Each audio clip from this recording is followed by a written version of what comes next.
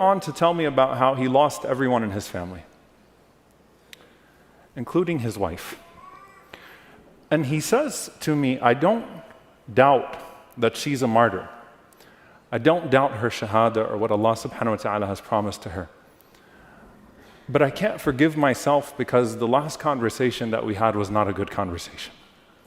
So I'm not worried about her, and everyone's telling me, Adamallahu ajrak, and may Allah Azza wa Jal accept her shahada. And I know my wife is a shaheeda and all that, but I'm worried because we didn't have a good final conversation.